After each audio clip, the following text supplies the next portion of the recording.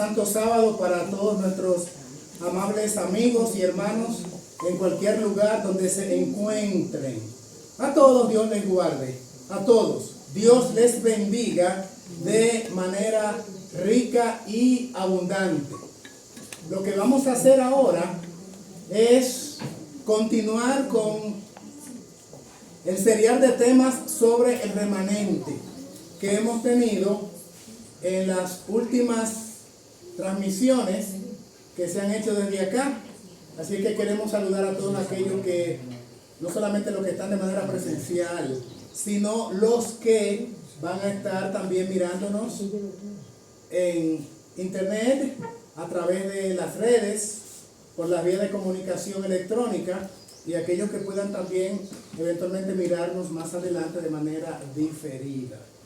Así es que la gracia del cielo nos acompañe. Les recomiendo a los que quieran y puedan, es simplemente opcional, una recomendación. Si tienen sus Biblias con ustedes, excelente. Tal vez quieran leer no directamente los textos en la pantalla que van a aparecer aquí, sino directamente del registro escritural inspirado. Muy bien. Pero también, si alguno quiere tener una hojita, un papelito, anotando allí algunas cosas que infiero van a ser importantes e interesantes, siéntase en libertad entonces de tomar anotaciones. Y ahora sí, comenzamos con nuestro estudio que, como he dicho, va en la secuencia de los temas sobre el remanente, el sellamiento y el remanente. Hace un par de semanas tratamos el tema de que el remanente ha estado en todas las etapas de la historia, ¿verdad? Siempre siendo un grupo muy pequeño, remanente en todas las etapas. También la vez pasada hablamos acerca de Ezequiel 37 y el valle de los huesos secos, y cómo para ser de remanente se necesita que esos huesos adquieran carne, nervio, vitalidad y el aliento debido del Espíritu Divino que viene a esos huesos secos. Eso fue lo que estudiamos la vez pasada. Y hoy vamos a hacer un estudio expositivo sobre Ezequiel capítulos 7, 8 y 9. Estudio expositivo quiere decir tomar una porción de las escrituras y desglosarla de manera pormenorizada, en detalle, extrayendo la sustancia máxima de la información bíblica revelada en ese pasaje determinado. Y es justamente lo que vamos a hacer ahora. Me ha parecido un estudio interesante en la medida que lo he preparado para ustedes, y pedimos que la gracia del cielo nos acompañe ahora con el Espíritu Santo para que nosotros podamos ahora captar y entender la revelación que Dios nos tiene en el estudio de la fecha. Vamos entonces a comenzar con la explicación de en qué va a consistir el mensaje del día. Allí aparece en pantalla que vamos a estudiar los capítulos 7, 8 y 9 del libro de Ezequiel, de manera sucinta, por supuesto, resumida en el plazo de tiempo que tenemos. No es que no vamos a entender, porque no vamos a entrar en detalles adicionales, sino la esencia básica de lo que constituyen estos tres capítulos. El capítulo 7 de Ezequiel hace un anuncio del juicio. Allí aparece los que están de manera presencial o mirándolo de manera en vivo en este momento, que el capítulo 7 habla del anuncio del juicio. ¿El juicio a quién? Atención, el juicio primero al pueblo de Dios, a Israel, y consecuente y subsiguientemente a el mundo entero. Eso es lo que aparece en el capítulo 7 y lo vamos a mirar en el estudio. También vamos a mirar razones por las que viene el juicio, y eso en el capítulo número 8 de Ezequiel. También lo vamos a mirar en el estudio de la fecha. Y finalmente, la ejecución del juicio en el capítulo 9, siempre de Ezequiel. Así es que capítulos 7, 8 y 9 del libro de Ezequiel, y cada capítulo este es el centro que trata. Anuncio del juicio el 7, razones por las que viene el juicio capítulo 8, y ejecución del juicio capítulo 9. Así es que una vez terminado este estudio, yo creo que estaremos en condiciones de entender estas facetas que es parte del corazón del libro de Ezequiel, sumamente sustancioso, un libro por demás profético, el libro de Ezequiel. ¿Y por qué estudiamos esto en esta etapa de la historia? Por lo que dice allí este texto, que no es de Ezequiel, pero nos anuncia la urgencia de que estudiemos lo que está ocurriendo en esta última etapa de la historia. Primera a los Corintios, capítulo 14, versículo 8. Repetimos la fuente. Primera a los Corintios, capítulo 14, versículo número 8. Dice lo siguiente: y si la trompeta diera un sonido incierto, introduce una pregunta, ¿quién se alistaría para la batalla? Repito el texto debido a su importancia por segunda vez, porque puede servirnos de plataforma y base para entender Ezequiel 7, 8 y 9. Y si la trompeta diera un sonido incierto, introduce la pregunta, ¿quién se alistaría para la batalla? Esto implica, hermanos amados, que lo que tiene que ver con los acontecimientos escatológicos, entiéndase, finales de la historia de la humanidad, debe ser proclamado en alta voz, debe ser anunciado para que la batalla no nos tome desprevenidos, para que podamos estar listos. ¿Qué ha pasado con el planeta Tierra en los últimos 5 años? ¿Qué ha pasado con el mundo de 2020 hasta 2025? Se ven las señales del pronto retorno de Cristo de una manera consistente, como una cadena hilvanada, con una serie de sucesos anunciados en las Escrituras.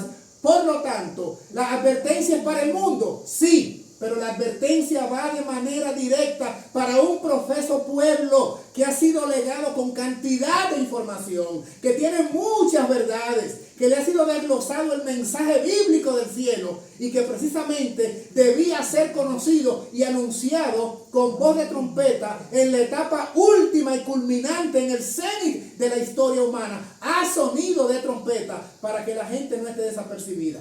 Pero si bien no queremos que el mundo esté desapercibido, muchísimo menos queremos que el pueblo profeso esté desapercibido, para que esto no nos tome de sorpresa. Así es que vamos a entrar entonces en la primera parte de lo que es el estudio de la fecha, y dijimos que son 3 capítulos. Aquí está el primero, que anuncia el juicio. Ezequiel capítulo 7. Recomiendo que tengan sus Biblias o que sigan atentamente en pantalla lo que viene. Ezequiel capítulo 7. Aquí está registrado para los que están de manera presencial o están en sus casas. Comenzamos con el capítulo 1 de Ezequiel 7. Capítulo 7, versículo 1. Debo decir el versículo 1 del capítulo 7. En la versión electrónica estoy leyendo. Podría haber algunas variables en su versión que estén usando ya en el libro físico. Recibí palabra del Eterno que dijo, esto es Ezequiel: hijo de Adán, así dice el Señor, el Eterno, a la tierra de Israel. Está hablando con los creyentes, con el pueblo elegido. El fin viene sobre los 4 extremos del país. Verso número 3. Ahora será el fin sobre ti. Enviaré sobre ti mi enojo. Te juzgaré según tus caminos y pondré sobre ti todas tus abominaciones. Versículo 4. Mi ojo no te perdonará, ni tendré piedad de ti. Antes pondré sobre ti tus caminos, y en medio de ti estarán tus abominaciones. Y sabréis que yo soy el Eterno. Verso 5. Así dice el Señor, el Eterno. Algunas versiones dicen Jehová. Desastre tras desastre viene. Este es el anuncio del juicio, ¿eh? Ezequiel 7, verso 6. Viene el fin viene. Se ha despertado contra ti, ya viene. Verso 6. Viene el fin viene. Se ha despertado contra ti, ya viene. Ese es el 6. El 7. La condenación viene sobre ti, oh habitante del país. ¿De cuál país, iglesia? ¿De cuál país? De Jerusalén. ¿A quién está hablando Dios? Allá en el versículo de arriba. Israel. Está hablando con el pueblo profeso. Está hablando con los que descendientes de los que fueron sacados de Egipto, allá con Moisés. Está hablando con el pueblo del santuario. Está hablando con el pueblo de los 10 mandamientos en el Sinaí. Está hablando con el pueblo que comía maná todas las mañanas. Está hablando con el pueblo que tenía el santuario y el sábado. Es con el país de Israel que está hablando. Versículo 7. La condenación viene sobre ti, oh habitante del país. El tiempo viene. Cerca está el día. Día de alboroto y no de alegría sobre los montes. 8. Estoy por derramar mi ira sobre ti y cumplir en ti mi enojo. Te juzgaré según tus caminos y pondré sobre ti tus abominaciones. Verso 9. Y mi ojo no tendrá compasión ni perdonará. Te retribuiré según tu conducta, o sea, te pagaré de acuerdo a tus hechos y tus prácticas abominables, y sabréis que yo soy Jehová que castiga. Yo soy el eterno que castiga, dice esta versión. Recuerden que el capítulo 7, 8 y 9 son vinculantes. Estamos leyendo en el 7 el anuncio del juicio. El anuncio del juicio. Y termina el capítulo con los textos que aparecen aquí. Los puse hasta con fondo negro por la tragedia que esto implica, por el luto que esto conlleva. Aquí está el día. Ahí viene. Condenación ha brotado, ha florecido la vara, ha reverdecido soberbia. Verso 11. La violencia se ha convertido en vara para castigar la impiedad. Ninguno de ellos, ni de su multitud quedará, ni uno de los suyos, ni habrá entre ellos quien se lamente.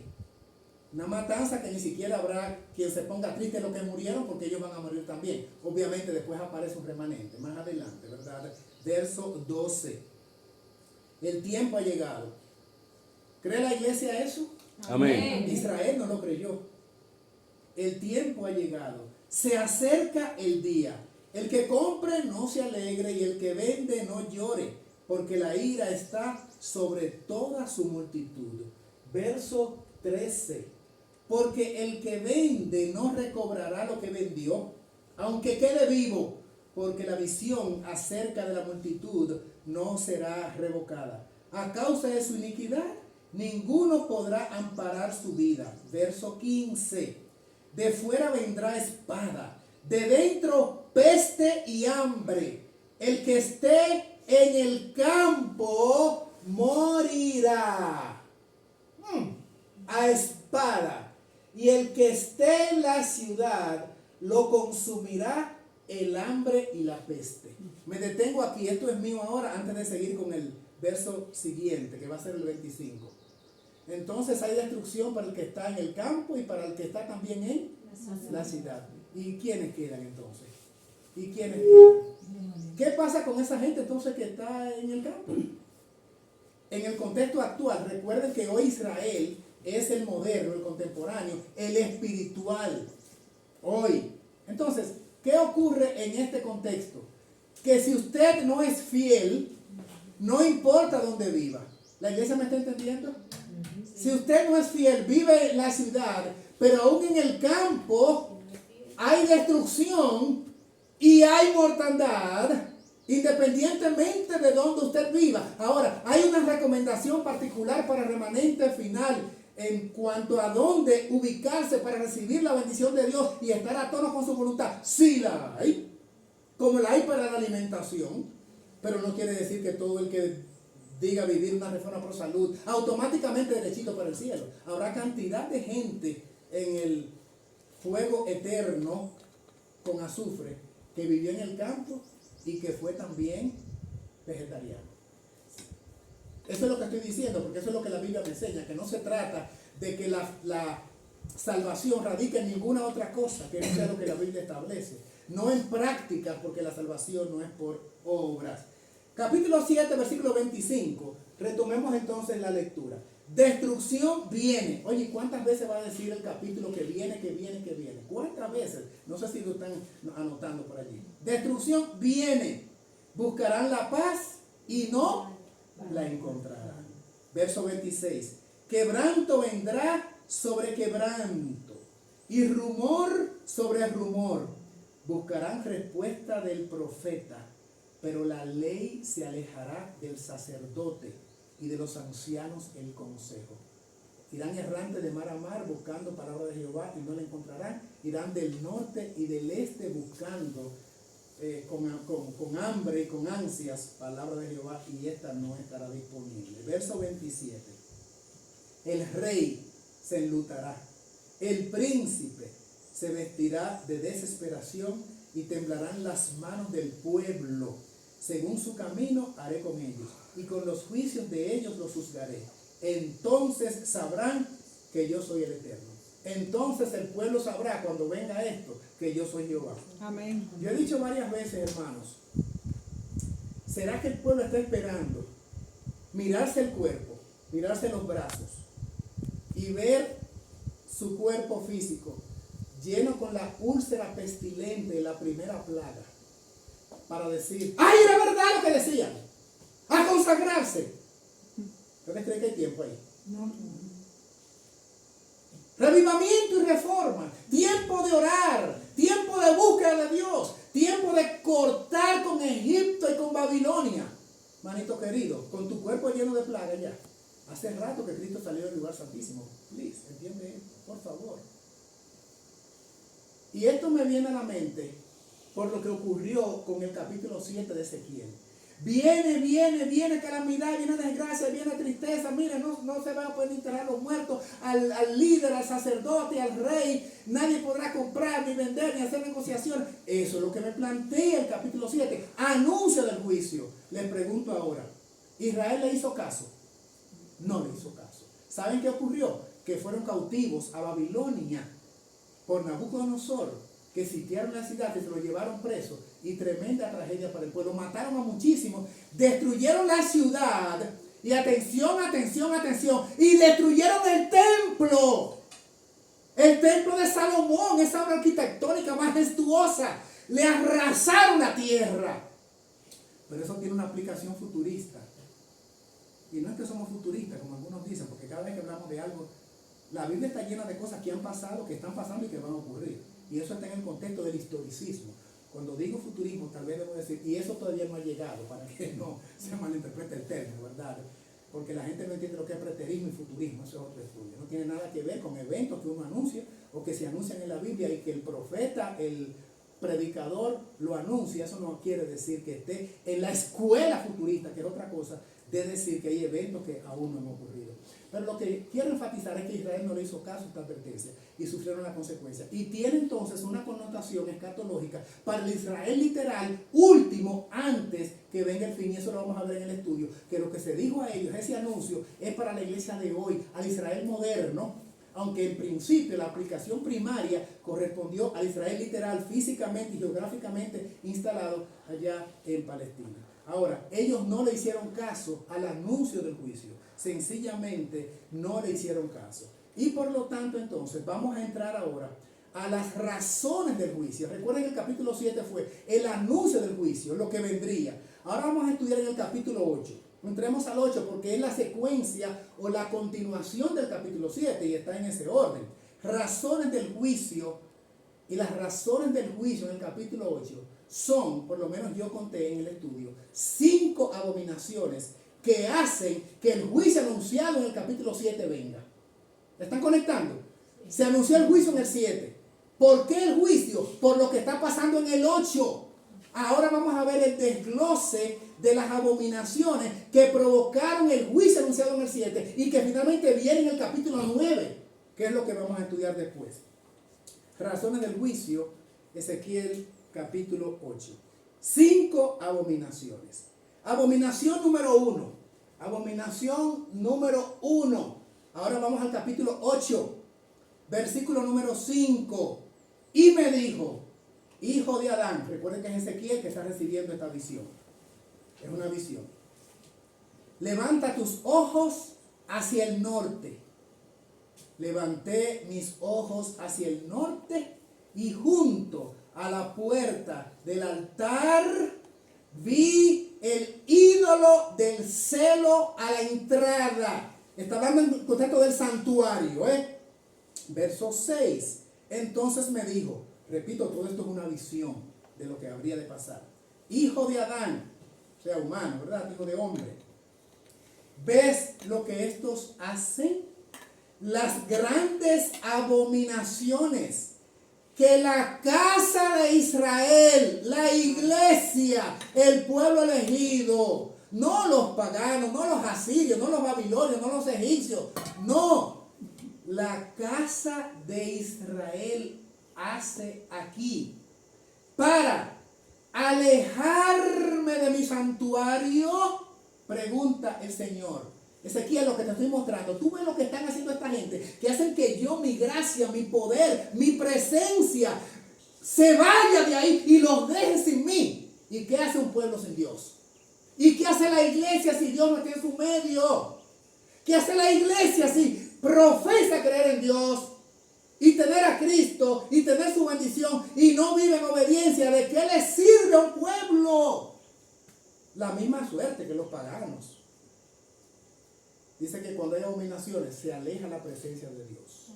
Y lo vamos a ver en el estudio. Ustedes van a ver la secuencia de cómo se va alejando la presencia de Dios. Y dice aquí el texto número 6. Lo que están haciendo es para alejar mi presencia de su santuario. Libre Dios a su pueblo de que Dios se aleje de nosotros y no esté en nuestro medio. Porque inmediatamente ese espacio no queda vacío. Viene otro poder, como dice el Evangelio, cuando alguien deja que Dios se aleje de su vida y que Cristo salga de su vida y que el Divino Espíritu se aleje de su vida. Entonces viene el diablo con 7 espíritus maléficos. Y como ya en tu vida no está el Espíritu de Dios, entonces viene 7 espíritus inmundos y toman esa casa. ¿Saben que el número 7 quiere decir la plenitud de los espíritus del demonio? O sea, el demonio entero viene y entra, por eso 7. No es porque son 1, 2, 3, 4, 5, 6, 7, sino porque 7 es la totalidad de los demonios. Terrible. Y eso fue lo que pasó con Israel. Seguimos leyendo. Dice, pero vuélvete y verás abominaciones mayores aún. Primero era esta número 1, la abominación de un ídolo idolátrico, o sea, un objeto idolátrico llamado, ¿cómo se llamaba? Se llamaba el ídolo del celo, porque era para provocar a ir a Dios. No te harás imágenes ni ninguna semejanza de lo que está arriba en el cielo ni debajo aquí en la tierra, porque yo soy tu Dios celoso. ¿No dice el mandamiento? Pues aquí ahora estaban provocando a celo a Dios, que había hecho tantas maravillas con ellos. Esa fue la abominación. ¿Qué número es esa? 1. La 1. Vamos a la 2, ¿qué les parece? Seguimos en Ezequiel 8, ahora el versículo 7, aparece la abominación número 2. Vayan marcando allí porque el estudio se hace interesante a la medida que le damos seguimiento a la descripción, ¿verdad?, que queremos presentar. Abominación número 2, a partir del versículo 7. Me llevó a la entrada del atrio. Miré y vi una abertura en la pared. Verso 8. Y me dijo, hijo de Adán, horada la pared, hale un hueco. Eso es horadar, hale un hoyo. Horada la pared. Horadé o le hice un hueco a la pared y vi una puerta. Verso 9. Me dijo luego, entra y ve las malvadas abominaciones que estos hacen allí. ¿Saben por qué se les pidió que hiciera un hueco? Porque ellos creían que encerrados Dios no los veía. Como que podían escaparse de la presencia de Jehová. Entonces estaban resguardados en secreto. Y Dios dice, hazle un hoyo en la pared para que tú veas, para que puedas ver por el hueco. Entonces allí está una puerta. Y versículo 10 dice, entré y vi, ayúdame iglesia, imágenes de reptiles y qué más, bestias repugnantes y todos los ídolos de la casa de Israel pintados por toda la pared. El adorno del santuario eran cosas abominables y aborrecibles. ¿Ustedes recuerdan cuando estudiamos a Babilonia en el capítulo 18? Porque ha sido habitación de Demonios. Y morada de todo espíritu inmundo y de toda ave Aborrecible. impura y aborrecible. Eso que se ve en Babilonia al final es lo que está ocurriendo en Israel en los tiempos de Ezequiel, que se replica con el Israel moderno y por extensión en todo el mundo. Terrible. Y allí están estas imágenes de reptiles, dice, bestias repugnantes, inmundas, aves inmundas y aborrecibles, y todos los ídolos de la casa de Israel pintados en toda la pared, porque adornaban con estas inmundicias nada menos que el templo. Esto es lo que está ocurriendo con los adoradores. Esto es lo que está ocurriendo con la iglesia en ese tiempo. Pero aquí viene entonces la abominación número 3. Y la abominación número 3 es muy triste. Porque la abominación número 3 dice, y vamos a leerlo textualmente, que esas abominaciones las estaba provocando y dirigiendo el liderazgo de la iglesia. Por eso es tan terrible la abominación 3, pero leámoslo directamente. Verso 11, estamos en el capítulo 8, ¿cierto? Ante ellos estaban 70 ancianos de Israel y Jaazanías, hijo de Safán, entre ellos, cada uno con su incensario en la mano. Hago corte. ¿Por qué, iglesia, tenían incensario en la mano? Porque ¿quiénes eran los únicos que bregaban con incensario? Los ancianos, los sacerdotes. Los sacerdotes ¿de qué tribu? Leví. Solamente. ¿Ustedes están entendiendo por qué una abominación? Terrible. Los sacerdotes estaban conduciendo el pueblo a la apostasía, a la adoración desviada, no al Dios del cielo, sino a los ídolos. Y subía una espesa nube de incienso. El altar del incienso en el santuario está en el lugar santo. Y se dice entonces que cuando las oraciones de los creyentes son elevadas, entonces el humo del incensario, del altar del incienso, cruza, porque la pared es como, ¿verdad?, que no es hasta el techo, sino que cruza, y el humo se va entonces al compartimento último y final, que es el lugar más sagrado, que se llama lugar santísimo. Y ahí entonces, con olor fragante, porque había unas esencias particulares que se le echaban ese fuego para que subiera oloroso. Y esas son las oraciones que se reciben como olor fragante. Pero miren ustedes nomás, cuando lo que se utiliza es ese incienso para dedicarlo a los demonios, ustedes pueden entender entonces la clase de abominación. Y que eso ocurriera justamente en el santuario, y que eso ocurriera justamente patrocinado o dirigido ¿por quién? Por los levitas, por los 70 ancianos. Terrible. Versículo número 12, acá. Versículo número 12. Y me dijo, hijo de Adán, ¿ves las cosas que los ancianos de Israel hacen en tinieblas? Por eso es que había que hacerle un hoyo a la pared, porque estaban en secreto. cada uno en sus cámaras de imágenes pintadas, porque ellos dicen, ¿qué es lo que dicen? Jehová no nos ve, el Eterno ha dejado la tierra. Qué ilusos suponer, creyentes de los tiempos de Ezequiel, creyentes de los tiempos de hoy, que hay un lugar donde tú te puedas esconder y que Dios no te mire. Qué iluso. Por eso los pioneros hablaban de Salmo 139, que dice: ¿a dónde iré de tu presencia? ¿Y dónde me esconderé de tu espíritu? Si subiera a lo más alto, allí tú estás, y si a lo profundo del mar, allí me encontrarás. Porque nosotros no nos podemos esconder de su presencia.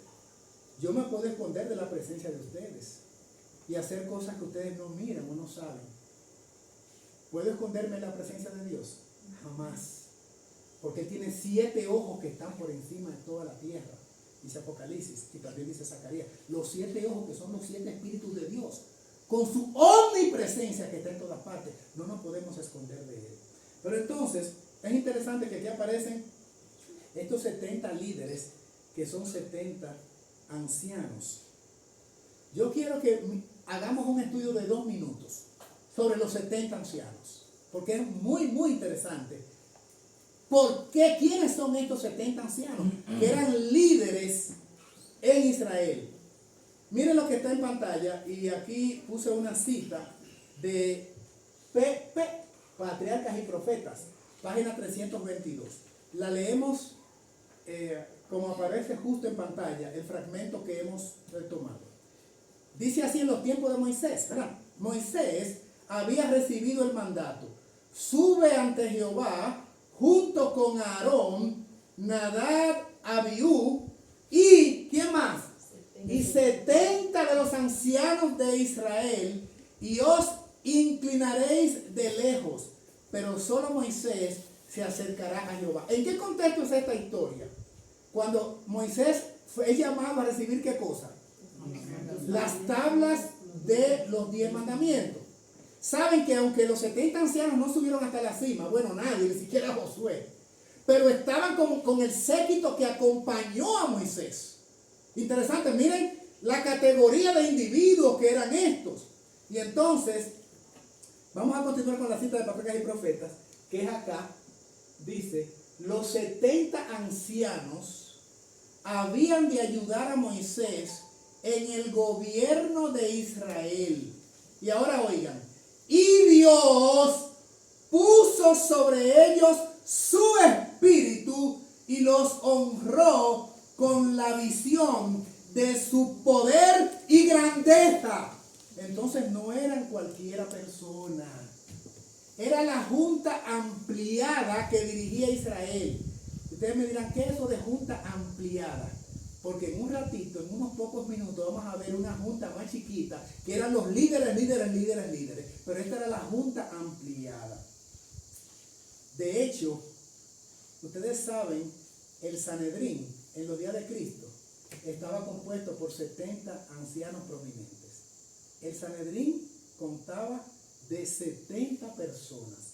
De acuerdo a la tradición que desde antiguo gobierno israelita ya se usaba, era la instrucción dada. Sigamos con la siguiente cita de Patriarcas. Aquí esta que dice: después de Moisés. Después de Moisés y de Aarón, Nadab y Abiú. ¿Quién era Nadab y Abiú? ¿Hijo de quién? De Aarón. De Aarón. Y eventualmente en un momento como que se portaron mal también, ¿verdad? Nadab y Abiú. Y quedaron Eleazar e Itamar, porque eran 4 realmente. Pero ahora están todavía activos en el santuario. Después de Moisés, Aarón, Nadab y Abiú ocupaban la posición más elevada en Israel. ¿Quiénes? ¿De quiénes estamos hablando? Los sacerdotes. De los 70, señoras, en el contexto. Dije que íbamos a hablar de los 70. Vamos a seguir. Habían sido especialmente honrados por el Señor. Y juntamente con los 70 ancianos, o sea, Moisés, Aarón, Nadab y Abiú, y juntamente con los 70 ancianos, se les permitió contemplar su gloria en el monte. Subieron con Moisés, pero su transgresión no debía disculparse ni considerarse con ligereza. Todo aquello hacía su pecado aún más grave. Por el hecho de ser líderes, su pecado era más grave. Por el hecho de que los hombres hayan recibido gran luz y como los príncipes de Israel hayan ascendido al monte, hayan gozado de la comunión con Dios y hayan morado en la luz de su gloria, no deben lisonjearse, enorgullecerse, vanagloriarse de que pueden pecar impunemente. No deben creer que porque fueron honrados de esa forma, Dios no castigará estrictamente su iniquidad. Patriarcas y Profetas, página 374. Sigue la cita. Moisés repitió al pueblo las palabras del Señor y le anunció el nombramiento de los 70 ancianos.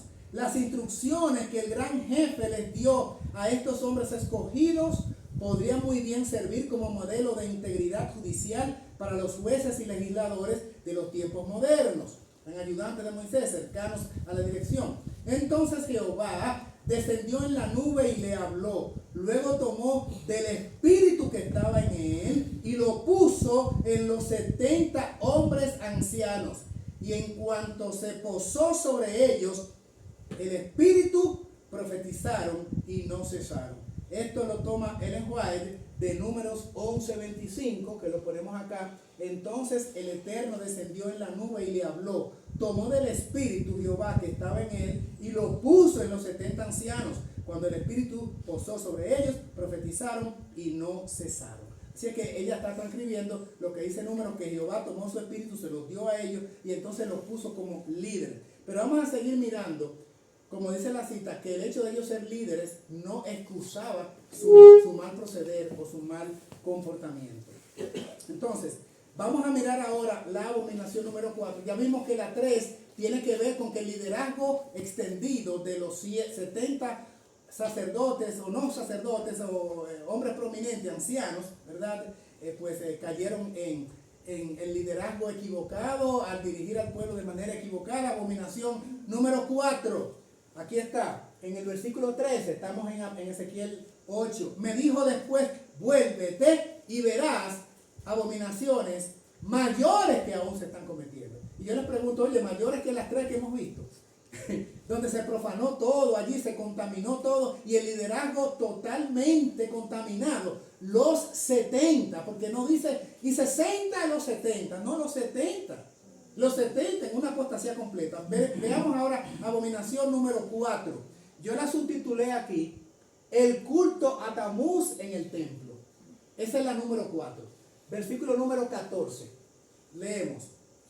Me llevó a la entrada de la puerta norte de la casa del Señor y había mujeres sentadas llorando a Tamuz. Algunas versiones dicen endechando.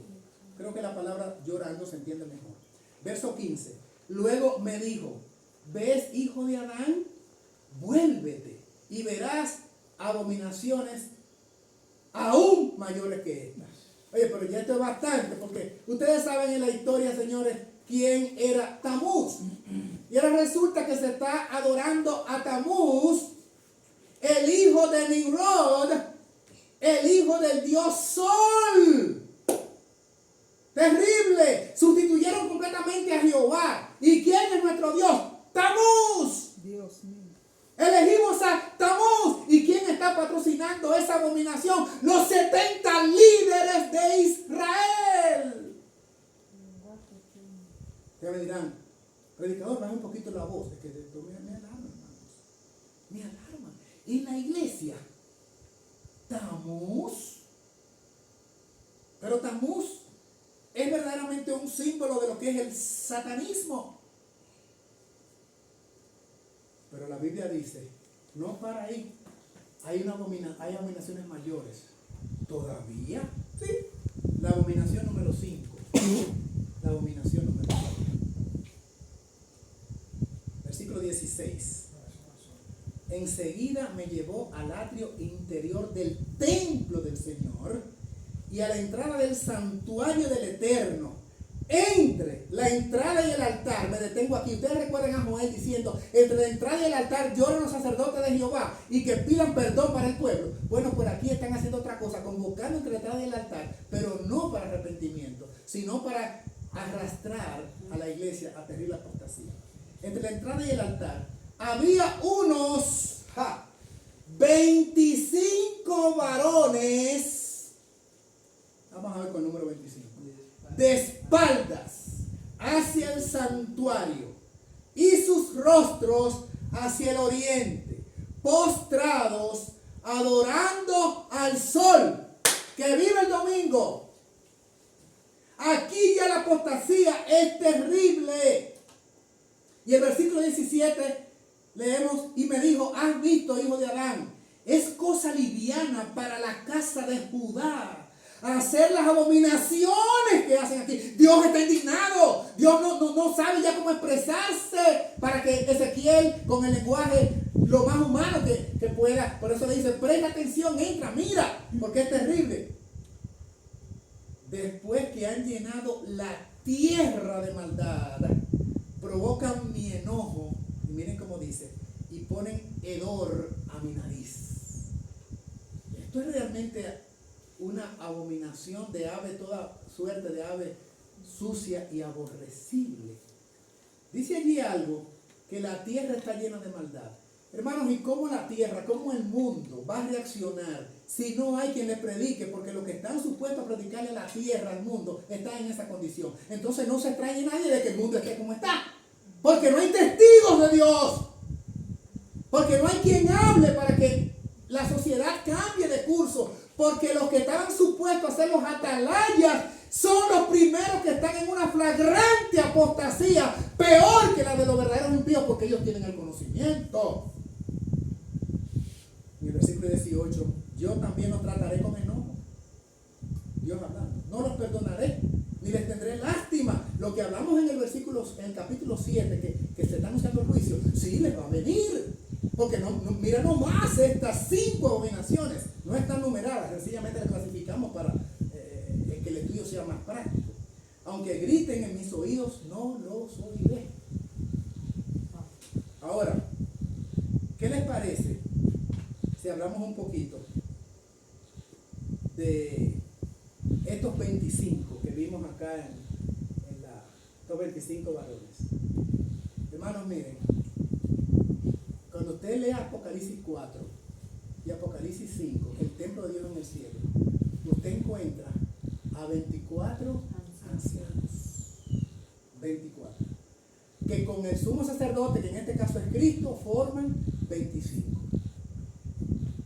En el antiguo Israel, la organización de los sacerdotes, de acuerdo a Primera Crónica, capítulo 24, del versículo 1 hasta el versículo 19, habla de que los sacerdotes, pertenecientes todos a la tribu de Leví, estaban clasificados en turnos, en categoría, no categoría, turnos, es la palabra, porque no era que uno era mayor que otro, sino que había asignación en el cumplimiento de los deberes.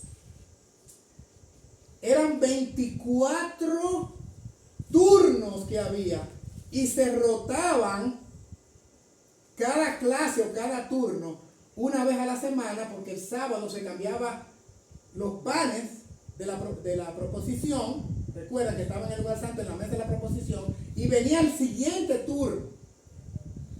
Dice el capítulo 24, versículo 1 de Crónicas: estas son las divisiones de los hijos de Aarón. Los hijos de Aarón, Nadab, Abiú, Eleazar e Itamar. Pero Nadab y Abiú murieron antes que su padre, antes que Aarón, y no tuvieron hijos. Así que Eleazar e Itamar tuvieron el sacerdocio. Versículo 3. Junto con Sadok de los hijos de Eleazar y Ahimelech de los hijos de Itamar, David los repartió por turnos en su ministerio. O sea, oficiaban por turno. Miren, entre los hijos de Eleazar hubo más jefes que entre los hijos de Itamar. Fueron divididos así: de Eleazar, 16 jefes de familia, y de Itamar, 8 jefes de familia. Esos eran los que se iban a turnar para ministrar en el santuario.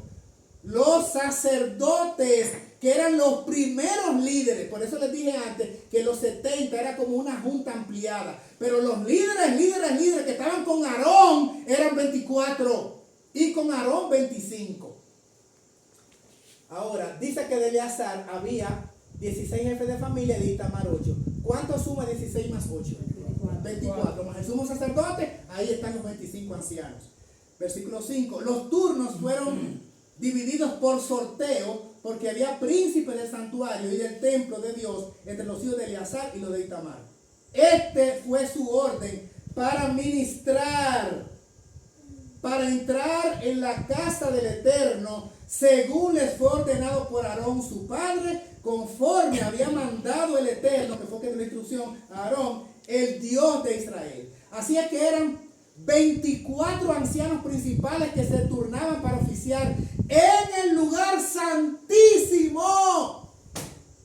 Cuando usted va a Lucas 1, va a encontrar que Zacarías, el padre de Juan el Bautista, pues pertenecía al octavo grupo, que era la orden de Abías. Lucas capítulo 1.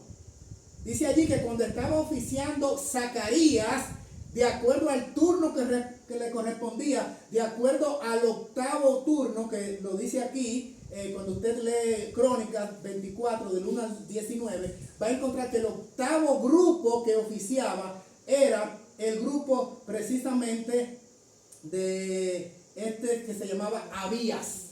Y de ahí desciende entonces Zacarías, que estaba oficiando en el octavo turno de los 24 que había. Así que estos 24 sacerdotes del lugar santísimo, más el sumo sacerdote, conformaba entonces los 25 que estaban nada menos que haciendo qué cosa, hermanos queridos. ¿Adorando a quién? Al sol. El sol. El dios de los paganos, el dios de los egipcios, que tenía 3 tiempos este Dios. Cuando salía el sol, estaba el dios Oreb. A mediodía estaba entonces Ra, y a la puesta del sol estaba entonces Osiris. Y se dividía así la adoración solar. Terrible lo que hicieron estos 25 líderes de Israel. Así es que estamos hablando, hermanos queridos, de que no entonces de extrañar que Israel completo estuviese en una total apostasía, porque tanto los 25 como los 70 estaban en qué condición, en condición de apostasía, en condición caída. Los 24 y los 70, y se mencionan en textos diferentes. Primero los 70, pero lo peor fue cuando los 24, que era la junta principal, los 70 la junta ampliada, los ayudantes, líderes también, pero cuando también los 25, porque se sumaba el sumo sacerdote, sencillamente entró en corrupción. Yo digo, ¿qué líder de Israel se escapó? Si los 25 y los 70 estaban todos sumergidos en esa terrible apostasía, no había un líder, con excepción parece que de Ezequiel, el profeta, y unos pocos que finalmente escaparon. Vamos a continuar. Capítulo 9 ahora. Ejecución del juicio. Tenebroso esto. Porque en el 7, a ver, la iglesia se están activos. ¿Qué pasó en el capítulo 7? El anuncio del juicio. ¿Qué pasó en el capítulo 8 que acabamos de mirar? Las razones por las cuales viene el juicio. Y en el capítulo 9, entonces, ¿qué miramos ahora? La ejecución cuando el juicio llega propiamente dicho. Atención, atención, atención. Tómenle captura a esta cita. Léanla, reléanla, escríbanla, busquen la fuente, consúltenla. Porque en el manuscrito número 1, página 260 y en la carta 606 del año 1909, la profeta Ellen White dijo: estudien el capítulo 9 de Ezequiel. Atención, atención, atención. Estas palabras, el capítulo 9, se cumplirán literalmente. El Señor confrontará a aquellos a quienes se les ha revelado tan grandes verdades, pero se han negado a aplicarlas en su experiencia. Señor, ayúdame que yo no sea de eso, en su experiencia personal. Pronto, muy pronto, insiste la cita, cada caso será decidido para la eternidad. Ahí está la fuente, aquí abajo. Pronto cada caso se va a definir para la eternidad. ¿Saben qué quiere decir? Pronto se va a cerrar la gracia. ¿Ustedes lo entienden como yo? Pronto cada caso se va a determinar para la eternidad. Eso quiere decir, pronto se va a cerrar la gracia y no habrá chance, no habrá oportunidad. ¿Por qué? Porque el capítulo 9 de Ezequiel se va a cumplir literalmente. En inglés dice to the letter, cada palabra. Literalmente. Nosotros decimos en español, al pie de la letra. Pero ella dice a la letra en inglés. Se va a cumplir el capítulo 9 de Ezequiel. Y entonces nos manda a que lo estudiemos, ¿sí o no? Estudies el capítulo 9 de Ezequiel. ¿Qué debe hacer la iglesia entonces? Estudiar el capítulo 9. Vamos al capítulo 9 entonces. Porque nos está mandando a estudiar el capítulo 9. Dios, a través de la profecía. Capítulo 9, versículo 1. Aplicación del juicio. Entonces clamó en mis oídos a gran voz y dijo: los verdugos de la ciudad, ¿qué pasa? Han llegado. Aquí llegó el juicio. Primero se anunció, miren por qué que va a venir. Las 5 dominaciones. Ahora llegó. Han llegado ya la ejecutoria de lo que se anunció. Cada uno con su instrumento destructor en su mano. Verso 2. Y vi 6 hombres que venían por la puerta superior del norte. Cada uno traía en su mano su instrumento para destruir. Entre esos 6, entre ellos, había un varón vestido de lino que traía en su cintura una cartera de escribano. No sé cómo podrán decir sus versiones. Al entrar, se pararon junto al altar de bronce. Santuario, santuario, santuario. Cuando se habla del santuario, ¿dónde estaba el altar de bronce? En el atrio. En el atrio. ¿Qué se hacían allí? Los sacrificios. Muy bien, los sacrificios. Allí entonces el versículo 4. Y le dijo: pasa por la ciudad. Pueblo, iglesia, ¿cuál ciudad? Jerusalén. Ya. Por en medio de Jerusalén, especifica. Y pon una señal en la frente de los hombres que gimen y claman a causa de todas las 5 abominaciones. No dice así, pero es de eso. A causa de todas las abominaciones que se cometen en la iglesia. Jerusalén hoy es la iglesia. Sella, ángel del sellamiento, elegido desde el cielo. Después en primeros escritos, el libro de lenguaje aparece que ese ángel con el tintero de escribano sube y dice: así lo hice, están sellados. O sea que se aplica a los días finales. Y entonces es que Cristo sale del lugar santísimo y comienzan las plagas. Así que es un comisionado especial. Gabriel, no sé, pero dice que tenía una luz tan inmensa. Uno dice, no es el mismo Cristo, pero no. Primero Cristo dice, es un enviado especial. Entonces, esta es la encomienda que se le da a este sexto. ¿Y por qué el sexto? 6 número de hombres. Como que en el 6 ya termina la oportunidad de los hombres, de los seres humanos. 6.000. Bueno. Versículo número 5. Y a los otros oí que les dijo: pasad por la ciudad en pos de él. O sea, después que él pasa, en pos quiere decir detrás. Y matar sin lástima ni compasión. ¿Qué lenguaje bíblico? Verso 6. Matar viejos, jóvenes, señoritas, doncellas, esas muchachas que no se han casado, ¿no? Son las doncellas, niños y mujeres, hasta que no quede ninguno. Por eso fue que Ezequiel se puso como se puso. Pero no toquéis a ninguno que tenga la señal, ese está sellado. Y empiecen desde, comienza la iglesia.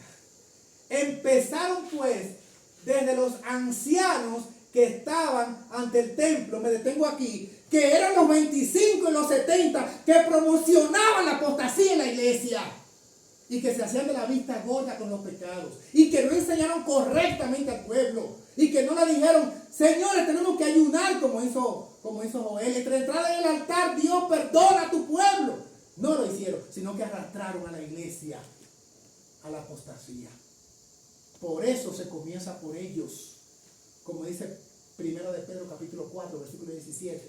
Y es menester que el juicio comience por la casa De Jehová. de Dios.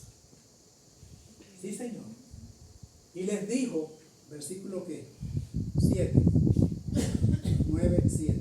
Contaminad la casa, llenen los atrios de muertos. ¡Id! Una orden. Así salieron a matar en la ciudad. Verso 8. Ezequiel ahora va a hablar. Cuando estaban matando, porque se comenzó a ejecutar, yo le dije la ejecución del juicio en el capítulo 9. Cuando estaban matando, yo quedé solo, esto es Ezequiel. Me postré sobre mi rostro y clamé, Señor eterno, destruirás a todo el resto de Israel, derramando tu ira sobre Jerusalén. ¿Cómo que dice esa iglesia? Porque la matanza era colectiva. La matanza era colectiva. Primero hubo un sellamiento. Ahora, hermanos, sigamos leyendo. Verso 9. Cuando él dijo eso, el Señor no le dijo, no van a quedar o esto, sino que el Señor explicó así. Me respondió, la maldad de Israel y de Judá. Recuerden que había una división allí, las 10 tribus, las 2 tribus. Es sobremanera grande, pero todas las tribus estaban en apostasía. El país está lleno de crímenes y la ciudad llena de perversidad, toda suerte de pecado. Porque han dicho, el Eterno abandonó el país y no ve. Así no los miraré con lástima, ni los perdonaré. Volveré el camino de ellos sobre su cabeza. En ese momento, el hombre vestido de lino, el ángel del sellamiento, que tenía la cartera en su cintura, respondió, ejecuté lo que me mandaste. La Reina Valera Gómez dice, he hecho conforme a todo lo que me mandaste. He hecho conforme a todo lo que me mandaste. Es Ezequiel 9:11. Si alguno tiene Reina Valera Gómez, va a constatar que así dice. O sea, el ángel sexto dijo, terminó el sellamiento. Ya yo hice mi trabajo. Y cuando yo hice mi trabajo, sellé primero, porque dice, en pos de él vinieron los ángeles de la matanza a acabar. Lo que me llama la atención, pueblo, es que comenzaron por la iglesia. Lo que me llama la atención, pueblo, es que comenzaron por los dirigentes de la iglesia, por los del Sanedrín, por los 70, pero por los 25 encumbrados, 24 más el sumo sacerdote. Por eso en el cielo encontramos 24 ancianos, más Cristo. Es una representación de lo que había aquí en la tierra. Tremendo. Ahora, esto es el sellamiento. Este es el cierre de la gracia. El cierre de la gracia. Ustedes me van a preguntar, bueno, el cierre de la gracia para ellos, porque entonces vino Babilonia y los sitió y se los llevó 70 años. Sí, pero el cierre de la gracia para nosotros.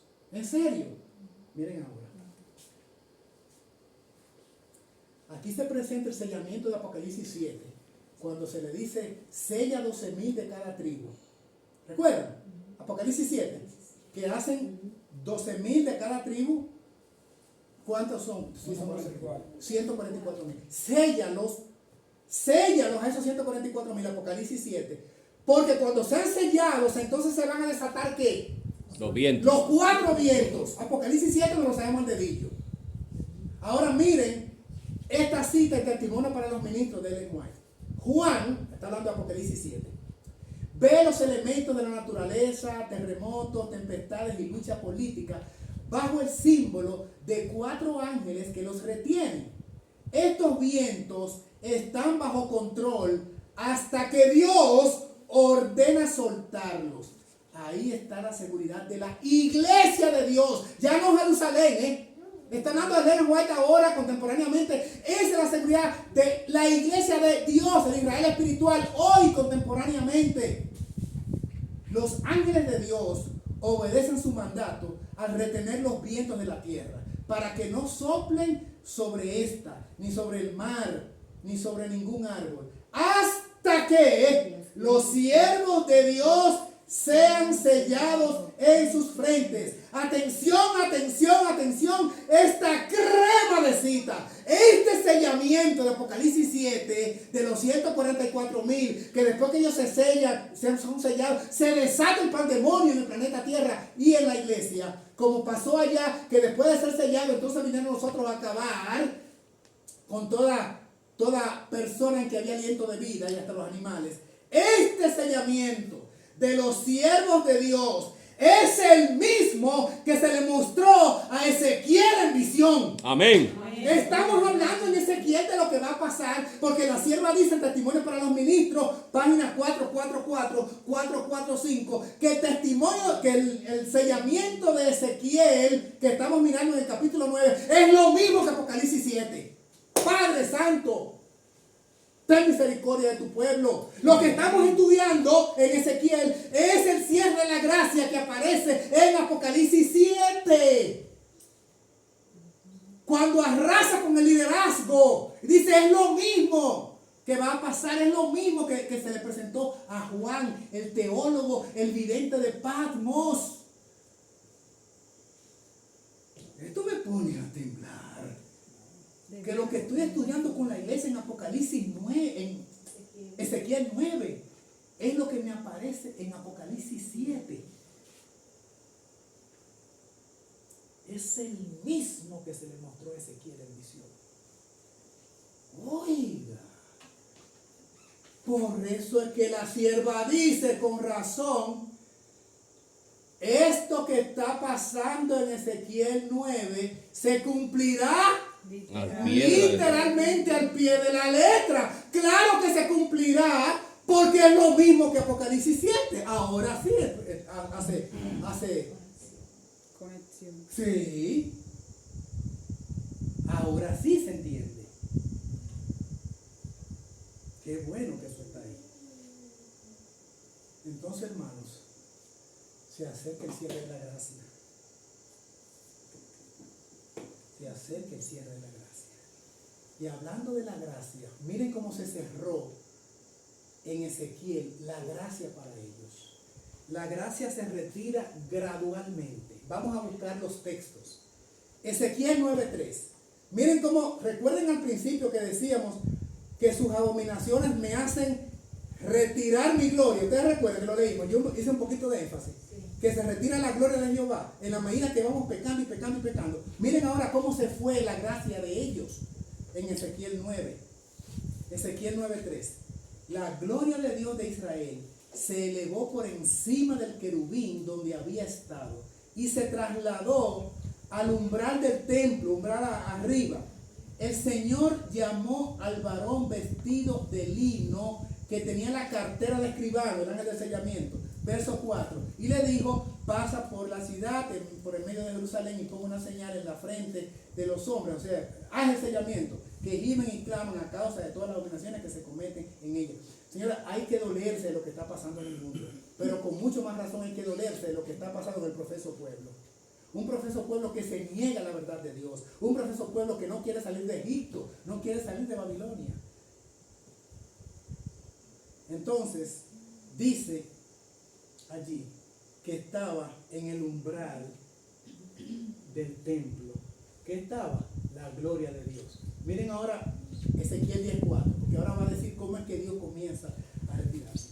Entonces la gloria del Eterno se levantó del querubín y pasó, en lugar de estar arriba del templo, ahí donde estaban los querubines, al umbral de la puerta. Se puso, fue a la puerta, se está alejando. Y el templo se llenó de la nube y el atrio se llenó del resplandor de la gloria del Eterno, porque ya el atrio percibía su presencia, porque se había quitado del lugar santísimo. Sigamos. Dios abandona el templo. 10:18.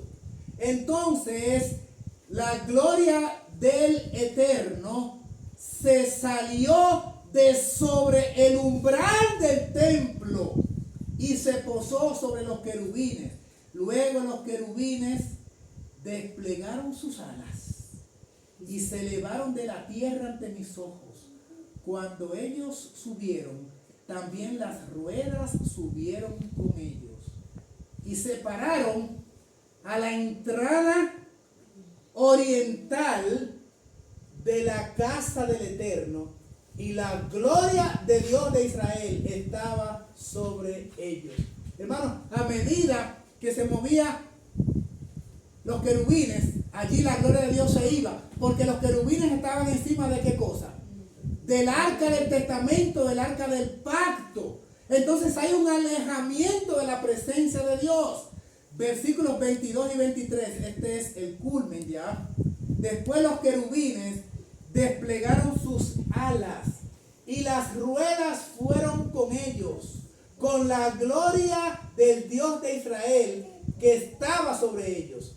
Y la gloria del Eterno se fue de la ciudad y se paró sobre el monte que está al oriente de la ciudad. Se fue al campo. En este punto ya la gloria de Dios no está en Israel. Salió de la ciudad la gloria de Dios y los querubines que estaban allí en el propiciatorio y se fueron y dejaron a ese pueblo infiel con sus 70 líderes y con sus 25 líderes. ¿Había liderazgo? ¿Había líderes? Sí. ¿Pero estaba la presencia de Dios? No. Ustedes recuerdan en la semana pasada fue que hablamos, cuando vino, ¿fue la semana pasada?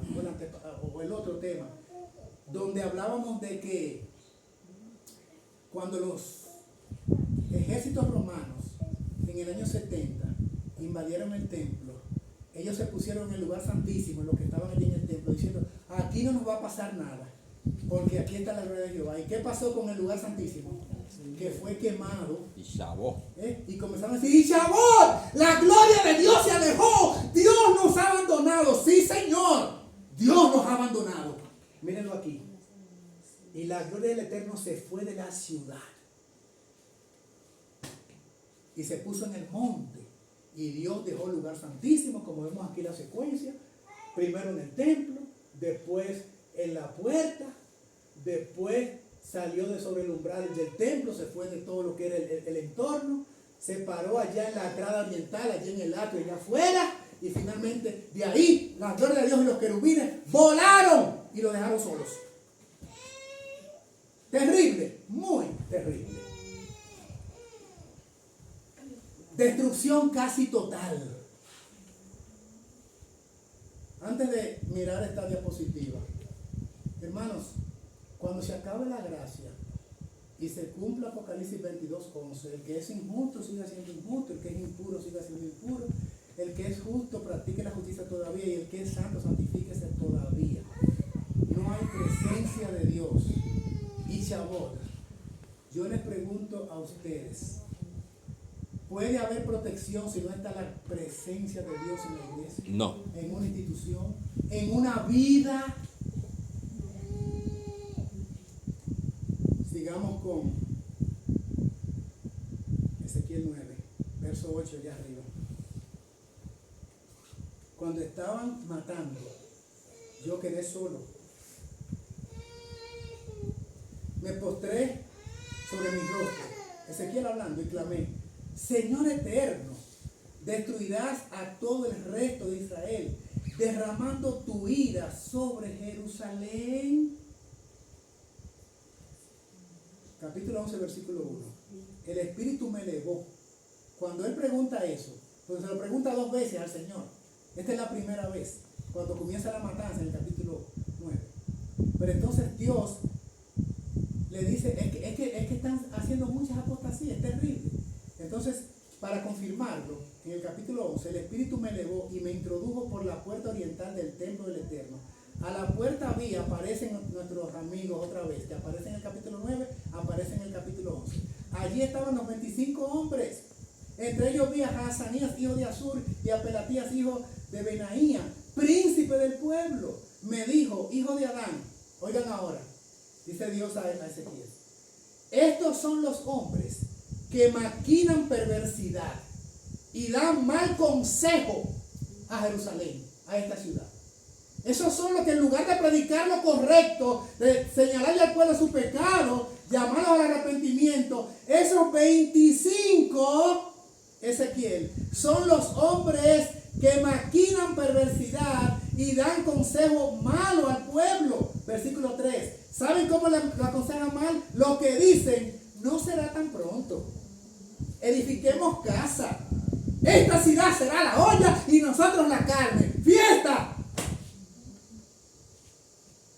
Eso está en la Biblia.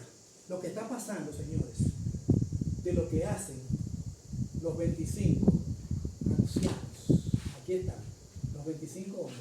Ellos son los que maquinan perversidad, los que dan malos consejos. Ezequiel 11:2, versículo 3. Son los que dicen, no será tan pronto.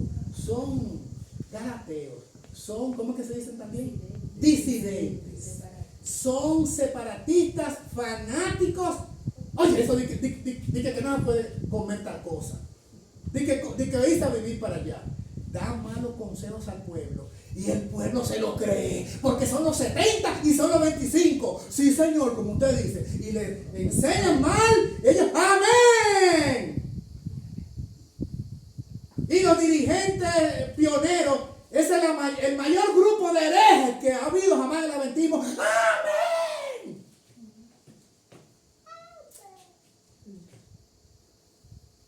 No será tan pronto. Señores, ¿pero por qué ese fanatismo? ¿Por qué ahora? No, eso es para la ley dominicana. Tranquilo, que Cristo no viene ahora. Él no viene, tiene chance de mandar a tus hijos y a tu nieto a la universidad, que se hagan arquitectos, 6 años, 7 casi, estudiando arquitectura, y con una construcción se gana 50 millones de pesos.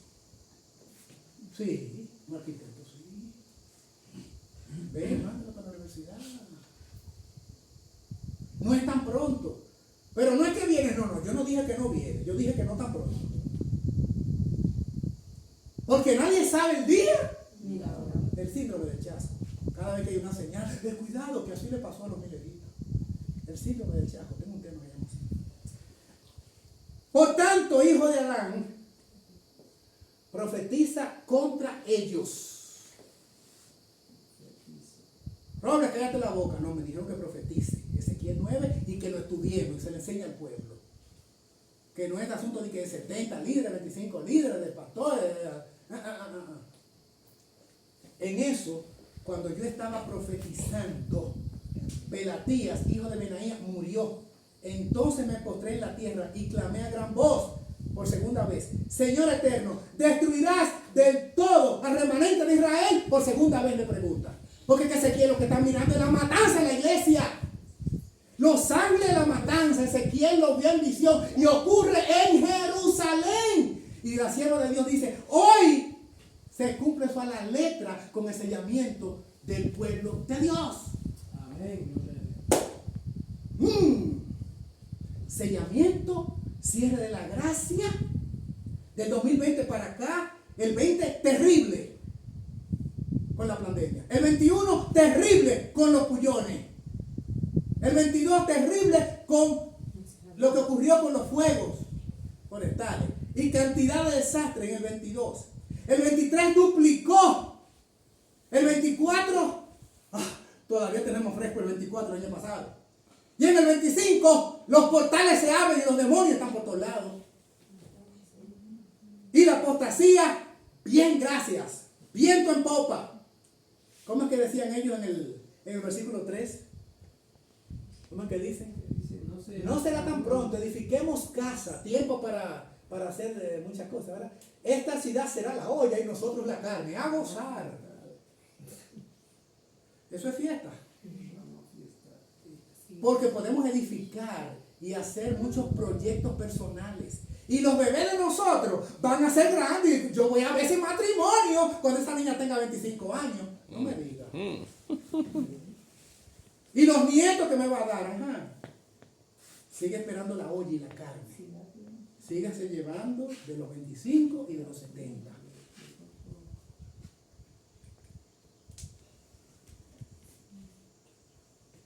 Miren ahora lo que dice el mismo Ezequiel, aunque estamos en el 7, 8 y 9.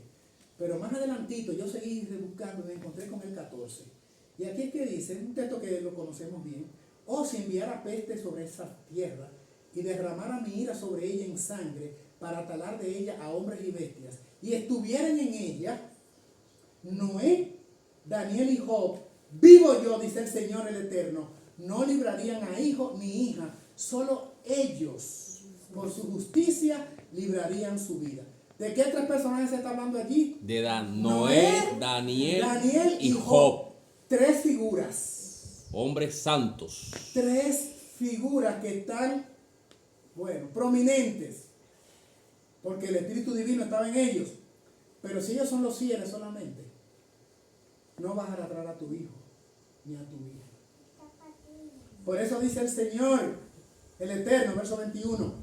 ¿Cuánto más si enviara mis cuatro malos juicios? Y la cita: espada, hambre, mala bestia y peste, que son las pandemias estas, contra Jerusalén, para extirpar de ella hombres y bestias.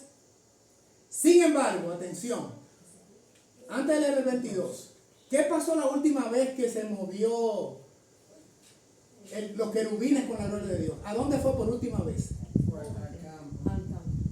Verso 22. Sin embargo, quedará en ella un remanente. Aquí está la respuesta que Ezequiel hizo 2 veces. Pero es que nadie va a quedar. Es que todo Jerusalén va a ser destruida. Aquí viene la respuesta de Dios. Sin embargo, quedará en ella un remanente. Hijos e hijas que serán llevados fuera. Ellos vendrán a vosotros y cuando veáis su conducta y sus hechos, os consolaréis del mal que trae sobre Jerusalén, porque estos se sabrán comportar. Amén. Quedará un remanente, sí, Señor. Amén. Amén. Quedó un remanente allá, sí. Fuera. Y estaba Daniel, y estaba Ananías, y estaba Misael, y estaba Azarías, y estaba Jeremías, y estaba Ezequiel. Sí, hubo un remanente que fueron llevados fuera. ¿Ustedes recuerdan las citas anteriores que miramos? ¿Dónde que lo dice?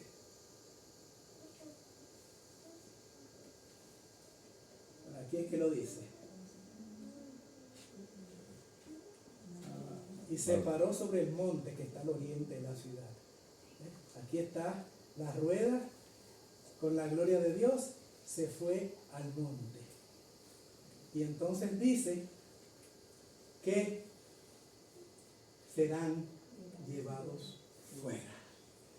Fuera del mundo, fuera de las prácticas de Babilonia, fuera de las prácticas de Egipto, fuera de la contaminación que puede haber en la misma Jerusalén, en el corazón y en el alma del profeso pueblo. Contaminación, lo mismo que ocurrió en Ezequiel 7. La Biblia me lo desglosa y me lo detalla.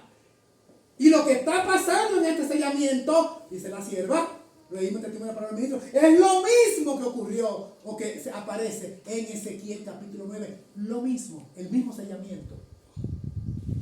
Hoy hay una actividad con el ángel del sellamiento. Y está a punto de acabarse la gracia. Por eso Dios nos mandó aviso de que viene el juicio y el cierre de la gracia. En el 8, mira por qué es que viene el juicio. Y en el 9, se cierra la gracia. Aquí está el juicio. Señor, pero entonces todo, porque no veo que nadie nos va a quedar un remanente. Lo voy a sacar fuera.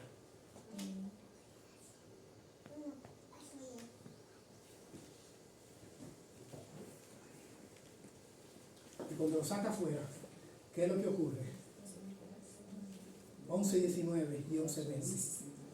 a ese remanente, ¿qué va a hacer Dios con ellos? ¿Cómo va a trabajar Dios con ellos? Atención, atención a la última parte crucial. Les daré, quiero que la iglesia lea, un corazón íntegro. Y pondré en ellos un espíritu. ¿Qué pasó con los huesos secos? Se puso un espíritu. ¿Qué espíritu estaba en ellos? Lo vimos en detalle, ¿verdad? El soplo del aliento del Altísimo. Y este es el espíritu que los pone a vivir. Eso lo vimos. Aquí se les quita el corazón de piedra y se les da un corazón de carne y un espíritu nuevo, decía antes. Verso 20. Entonces ese remanente andarán en mis decretos, guardarán cuidadosamente mis leyes y las cumplirán, y serán mi pueblo y yo seré su Dios. Amén. Sí hay un remanente, gloria a Dios. La pregunta es si tú y yo somos de ese remanente, porque en Ezequiel, con toda la desgracia del capítulo 9, sale un remanente. Con todo lo que ocurrió, con los anuncios dados en el capítulo 7, hay un remanente. Con todas las abominaciones, 5 contamos del capítulo 8, hay un remanente al cual el Señor le dará lo que dice aquí, corazón íntegro, pondré en ellos un espíritu nuevo, les quitaré el corazón de piedra, les daré corazón de carne, entonces andarán en mis decretos, guardarán cuidadosamente mis leyes y las cumplirán, y serán mi pueblo y yo seré su Dios, porque yo los saqué fuera y pude trabajar con ellos. Donde se fue la gloria de Dios, allá al campo, allí Dios preparó ese remanente y les dio estas características que aparecen aquí. Lo que hemos estudiado hoy de Ezequiel 7, 8 y 9 es exactamente el cuadro actual del mundo y específicamente el cuadro actual de la iglesia profesa. Que guarda sábado, que tiene santuario, que tiene ley de Dios, que dice que hay que predicar, que tiene todos los sábados. El mismo cuadro.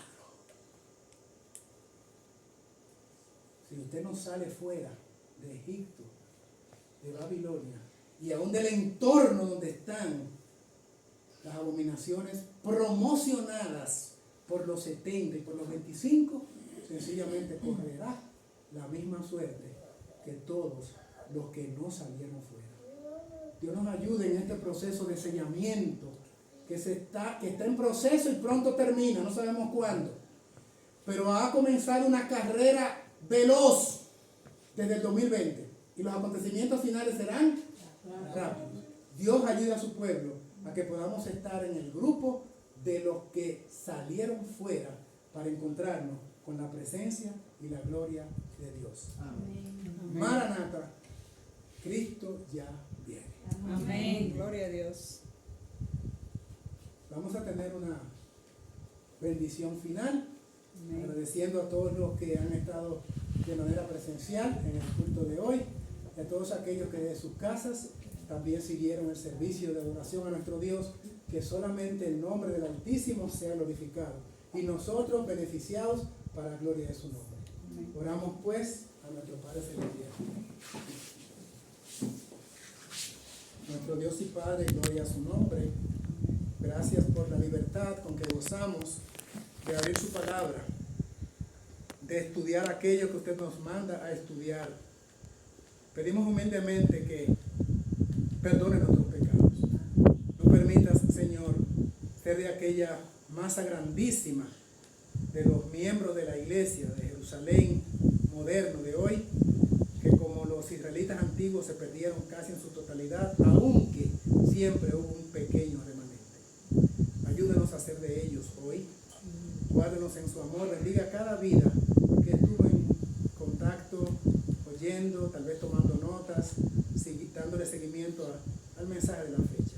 Es un mensaje, Señor, predicado por labios impuros de un hombre pecador. Sencillamente pedimos que lo que no podemos hacer humanamente, su Divino Espíritu sí lo logre en el corazón y la mente de cada adorador, para que se produzcan frutos dignos de arrepentimiento. Gracias por las señales que dicen que pronto nos vamos a casa. Es nuestro mayor anhelo, la esperanza bienaventurada, la manifestación gloriosa de nuestro gran Dios y Señor Jesucristo. Que hasta ese momento nos mantengamos fieles, sin fluctuar, sin caída. Todo el honor y la gloria pertenezcan, oh Padre, allá que está en el lugar santísimo y al Cordero que está a su diestra. Conforme a su voluntad, pedimos que nos bendiga en el glorioso y bendito nombre de Cristo Jesús el Señor, oramos. Amén. Digan amén. Amén. Gloria a Dios. Hay que adorar, que se escuche. Amén. Bueno, gracias familia, gracias.